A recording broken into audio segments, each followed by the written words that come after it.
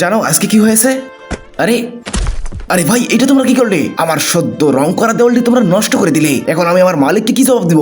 ধুর ভাই, মাফ করবেন, আমি এটা মুছে দিচ্ছি। হাত সরাও এখান থেকে, বেয়াদব মেয়ে কোথাকার। দ্রুতই আমার দেওয়াল ঠিক করে দাও, নইলে তোমাকে আমি এখান থেকে যেতে দেবো না। ভাই দয়া করে একটু সময় দিন। আর দেখুন আপনার দেওয়াল আমি কি থেকে কি করে দেই। প্রথমে এখানে কিছু রং ফেলে দেই, এরপরে সেগুলো ভালোভাবে ঘষে বড় একটি ব্যাকগ্রাউন্ড তৈরি করে নেই। এরপরে সেখানে কিছু দৃশ্য আর্ট করে নেই। আসলে বন্ধুরা, আমি এবং আমার গার্লফ্রেন্ড একটু ঘুরতে গিয়েছিলাম, আর বাসায় যাওয়ার পথে এরকম একটি দুর্ঘটনা ঘটে গেল।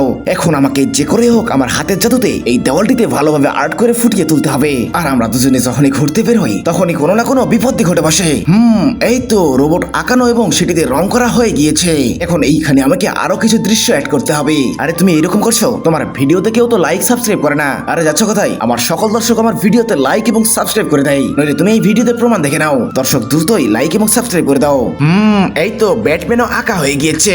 এইবার এই দেওয়ালটি আমাকে ভালোভাবে ফুটিয়ে তোলার জন্য